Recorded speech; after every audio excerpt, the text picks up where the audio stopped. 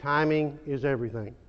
And it seems to be, we've been preaching some of these disease management strategies for years, and I keep hearing some of these same strategies coming in and pest management strategies coming into the weed program. So it's amazing how some of these things that's been preached for years and years, they work. And those who have been diligent in following those practices haven't had near the problems that some of the people have been kind of taking the convenient route at times. But yield bandits in soybeans in Arkansas, well, it's diseases. And why you say yield bandits? Well, typically they're sneaky, okay? And on your pest management, where your problems come into is identifying your pests. Well, weeds don't go anywhere. They're pretty good size. Your insects, they move around a little bit, but still they're quite large and easily seen. But with some of these diseases, a lot of them are soil-borne, underground problems. Then later in the season exhibit some foliar symptoms, and that sometimes are very dramatic and sometimes are very subtle. And I'll be able to identify those. Just to mention a few of these problems, our yield bandits in Arkansas. Our number one yield robbing pest, year in, year out, has been for years, is nematodes. With soybeans, you have 3 that can cause you problems. Soybean cyst nematode, reniform nematode, and a root knot nematode. And with our shift from some cotton acres to soybeans and corn, a few people, or a number of people, have really found out that they did have a root knot problem, a serious problem. The other disease that's typically robbing us blind, which was another topic I started to put on there, is charcoal rot. Soil-borne disease, stress-related. It doesn't matter what stress. Typically related to moisture stress. Typically it's related to drought stress, but that's not the case. Stress-related. Whether it's nutrient to excessive moisture, if the plant is put in conditions that are not favorable for growth into a stressful condition, then this charcoal rot organisms can jump on the plant. Larry talked earlier today about not paying attention to the economics of a situation, but everything was done for that plant and the healthy plant to get the plant up out of the ground, growing and being healthy, and a tremendous root system, good soil, deep soil, everything favorable for the plant for extremely high yields. You put the plant in stress and charcoal rot's going to work on them. We've had varieties that were yielding well in the 60s, 2 or 3 years. They come into the field this year where it had a moisture stress early, too much moisture, then it dried up for a while, and charcoal rot cut their yields by 25 bushels off what they normally yield off that same variety in those same fields for 3 or 4 years. Okay, so stress on charcoal rot. Stem canker, that's one disease that we cannot forget about. It's been a number of years. The companies have done a real good job, seed companies, about incorporating disease resistance into most of our varieties. But those of you that can remember the stem canker problem, weather is everything. Okay, you get a wet, rainy conditions as those plants are emerging to about V4 or V5. Stem canker in these fields that have a history of stem canker will jump on these susceptible varieties. So if you mess up and plant a susceptible variety in some of these fields with a history of stem canker, given time, you will get nailed again. Or it may be your first time to get nailed by stem canker. It's not a pretty sight. Frog eye leaf spot, another one of our situations that most of our varieties have good resistance to frog eye leaf spot. We also have had some good chemistry, strobilurin chemistry, that was very effective against frog eye leaf spot. Until this year, there is resistance to frog eye leaf spot. We haven't confirmed any in the state, but it's been confirmed right across the river north of Memphis. It's been confirmed in Kentucky. It's been confirmed in southern Missouri. So there's no reason not to believe that we don't have resistance to strobilurin chemistry here in Arkansas. I've noticed some backing off or not as effective control with some of the strobilurins on frog eye when I can get frog eye pressure. over the last couple of years, just backing off a little bit compared to what's been in the past. Unfortunately, we didn't get any frog eye samples sent up to Illinois this year to confirm that, but there will be plenty of samples in next year. And it's just not minor resistance to frog eye, it's hundreds of X resistance to the strobilurins, so it's very resistant to frog eye leaf spot. So again, we're back to variety. We still have other products out there that are effective for frog eye leaf spot control, and I'm not saying you're not going to get any control with strobilurins. Yes, you're going to get some, but again, just be aware of it. Sudden death syndrome, another soil-borne disease. Be aware of those fields. Aerial blight. Yeah, we didn't have much problem with foliar diseases this year. It depends on where you were. Aerial blight in some fields was quite heavy. And I think part of the problem with the strobilurins, if you look at the label on some of the strobilurine chemistry, you see that 6 ounce rate per acre. That's very effective, like with quadrus on aerial blight. But you start getting into some other cercospora organisms besides frog eye, and you get into the cercospora leaf blight organism, the label clearly states 12 to 15 ounces. So you were putting sub-lethal rates, as was mentioned in the herbicide talk, for these particular diseases. So again, aerial blight, 6 ounces, very effective. Excellent control still. We've got a couple of new diseases, fairly new to the state. You've been hearing me talk about them the last 2 or 3 years, 4 years. Black root rot is coming in. It's widely distributed across the state. Basically, you can say if you have cotton in those areas, then more likely you've got a little black root rot. And the neocosmospora rot, called we refer to as neo rot, finding it in quite a few fields. And again, this year seemed to be the year from a foliar disease standpoint. Early on, a little bit of frog eye leaf spot, had a lot of fields sprayed, but then cercospora leaf blight came in late. Very heavy levels of cercospora leaf blight. 6 ounces of a strobilurine, basically cercospora leaf blight, it kind of just bounces off of like water on a duck's back. Just not enough product. And what I want to cover a little bit today is just to remind you about some of these diseases and how we're screening these diseases, maybe who's doing the screening, who's helping with them, but basically all the pathologists in the state, we're kicking in, we're helping each other with these different screening processes. Whether it's the actual planning or the helping the rating or producing an inoculum, I'm talking about from the pathologists at Fayetteville to the extension pathologists scattered around the state, like Terry at Hope, Scott Monfort at Lone Oak, Stuttgart area, does a lot of work up in Newport, and I'm down in Monticello.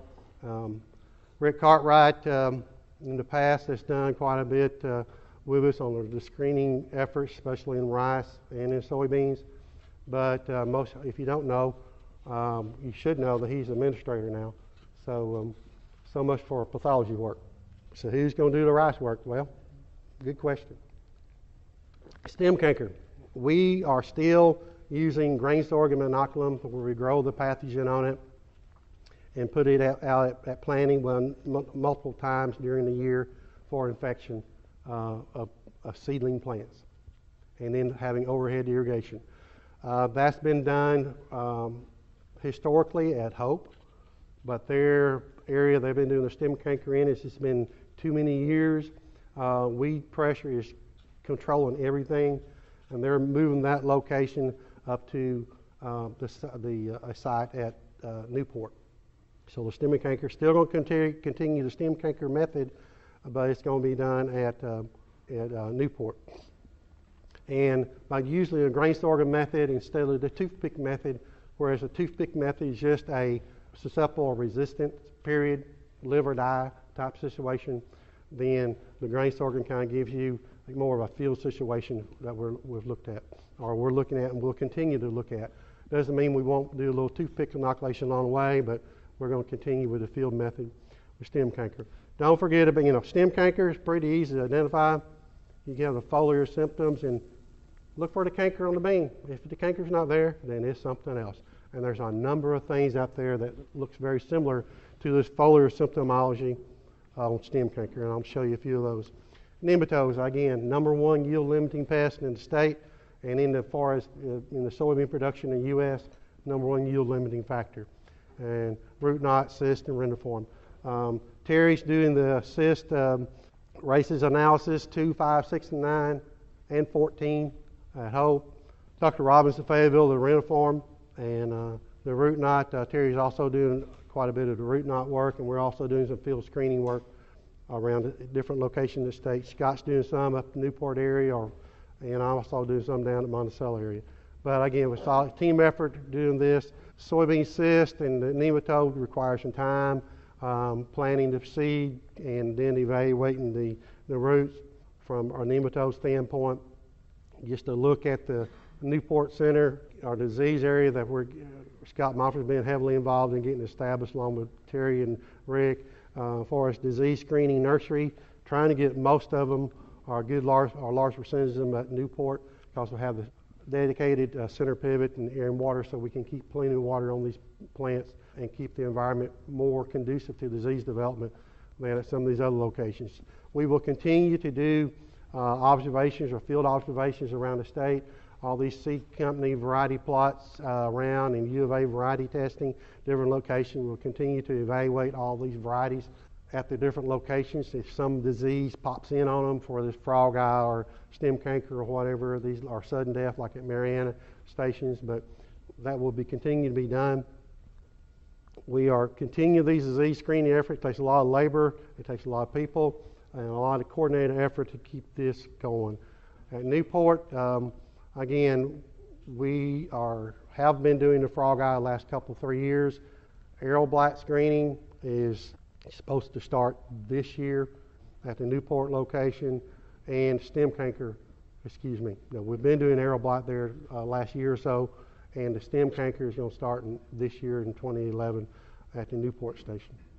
In the future there, we'll try to do some sudden death syndrome, but it looks like that may be more of a greenhouse screen, which Terry down at Hope is trying to get that established, but we'll also try to do some field screening and also arrow blight screening. In our soybean rice rotation, arrow blight, especially in the northeast part of the state, has been quite heavy over the years. But I'm still waiting on a check from a number of growers in the northeast part of the state, because they have a field that'll get hammered with arrow blight, and I'll get information about it. I'll roll up there and with a sprayer and try to put out a fungicide test, and it just dries up and goes away. So I still haven't received any checks, but I definitely have an effect on the arrow blight of not being such a serious problem. And it'll continue like that for a number of years, not being a problem. But if you want to have the good disease control, just try to put a test plot in an area, and you won't have any disease pressure. We've also like to, in the future, look at Sarcospora leaf blight at a couple of locations around the state where we can get some good screening methods developed there. Right now, we're depending on natural infestation of Sarcospora, and even this year, I plan for Sarcospora leaf blight every year. It seems like I keep missing it, even with some varieties that are susceptible down in the southeast part of the state. You would think I would have a lot of pressure every year, but this year was one of the few that we had some. Some of these emerging disease issue problems, black root rot and Neocosmospora, we're looked at 85 varieties at 4 different locations this year down the southeast part of the state for our screening digging roots, looking at severity. Black root rot likes a cool soil for fast development. Well, a cool soil this year was hard to find in Arkansas when it was time to plant beans. Checked the number of fields that had 80 to 90% infection throughout the area, where I took little small carrots and stuck them in the soil, came back a week later, and everything had black root rot. Went in and planted, and very little black root rot developed on the soybeans. Neocosmospora, same situation. We go into fields that have a high level of neo and plant varieties in those areas and evaluate them at the end of the season. Even though it had warm soils and dry for extended time periods, the growers that we were located on this year did an excellent job of irrigating. And when you do an excellent job of irrigating, you don't have a whole lot of Neocosmospora develop. Also, you can go into the field that's just tore up with Neocosmospora in 1 year, and you plow a little bit and work the ground, and seems to go away from that point. That was my 15 minutes. I ain't going to make it. So I'm going to continue with some of this information. Some are, touched on some of this already for us. Our goal is to have all the varieties screened at all the diseases that can cause us problems in the state. And the disease screenings, we emphasize the environmental conditions or try to manipulate the environment, whether it's in a greenhouse or in actual field environment, where we can make everything stacked in favor of the disease. So if you happen to have that problem, you'll know whether that variety is going to stand up or not. We're also in the process of still surveying the state for us the amount of areas that we find black root rot in and Neocosmospora. And also continue developing management strategies. Resistant varieties is not always the answer. And they'll hold. And a lot of those varieties, the number of diseases held for a long time, but you take a situation like nematodes, you'll break that resistance over some time. Some of the future goals, and we've been looking at the last couple of years, some of the biological products, as far as their effectiveness as nematicides, their effectiveness as seed treatments, they're here, they're being used. For us, we even need to take a look at not only some of the biological, but some of the other fungicides as far as in furrow. We have some products that we've looked at the last couple of years in furrow where we've had season-long control of frog eye leaf spot and downy mildew. Downy is a fairly minor disease, but we're seeing some reduction on Sarcospora leaf blight with some of our fungicides. But how effective are these biologics going to be in enhancing that?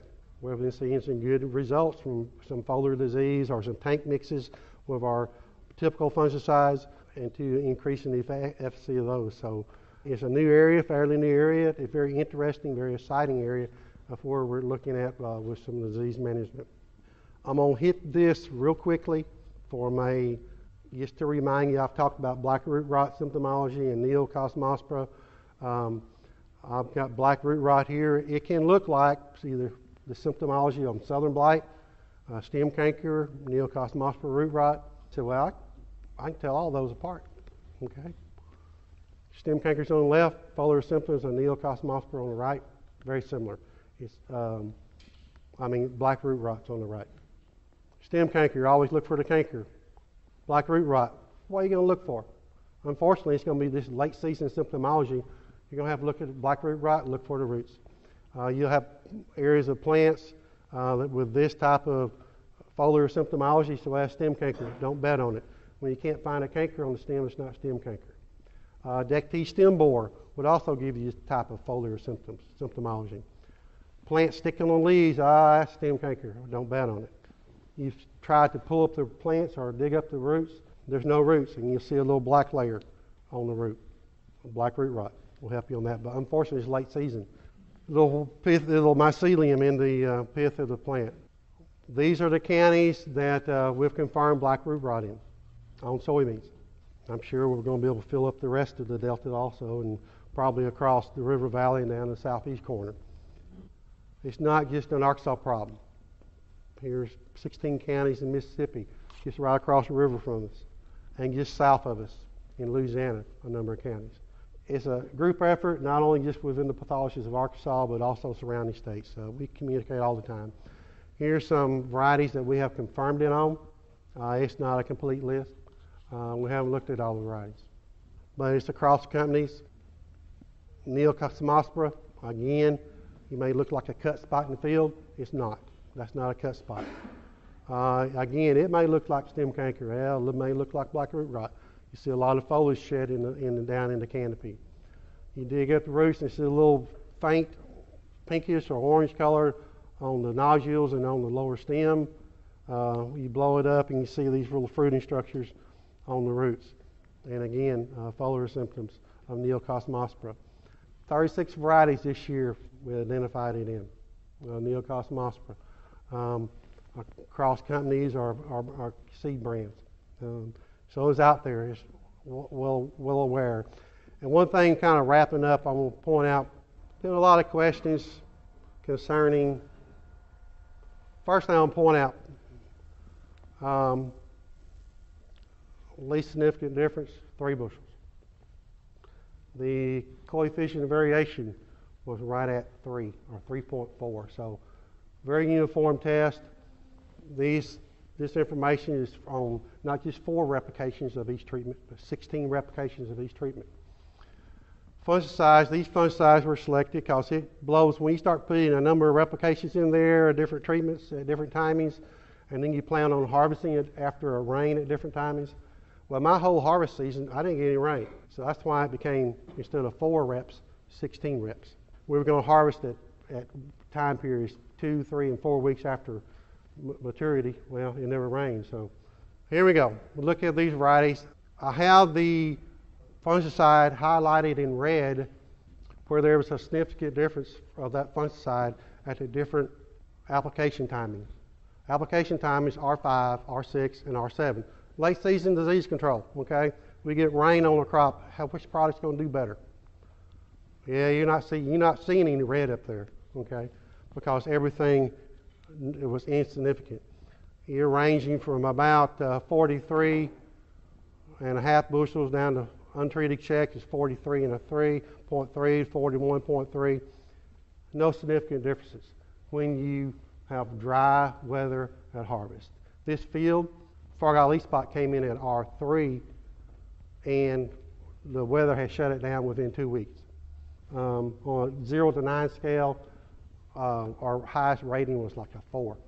Circospora leaf blight came in late, took the top out of soybean beans, out of beans.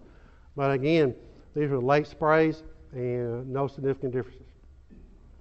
So, kind of hard to find a return on that, even though, of course, you got to watch this, some of these late sprays are off label too. I just wanted to see what would happen if we got rainfall. But, like I said, you want a dry year, put in a late season test. I've covered these products. These little comments here. Main thing is for disease management is boots in the ground early in the season and knowing what's happening in the fields in the past. Any questions? One question for Keith or Keith. The charcoal rock thing, I want to just come back to that for just a second. Is there anything promising either with varietal differences or seed treatments or foliar sprays? That's just a killer in a year like we had.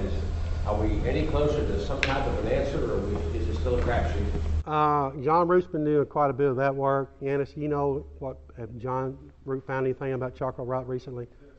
The quick answer is going to be no. I've looked at foliar diseases, and I evaluate charcoal rot every year. You start spraying a bean. Charcoal rot's infecting seedling plants. Okay, you're not starting to spray to a late vegetative or early reproductive stage. Charcoal rot's already established. Just waiting for conditions for its suppression. Seed treatments, I thought may have been on looking at infer treatment this year that might have had some promise. Didn't pan out. So no.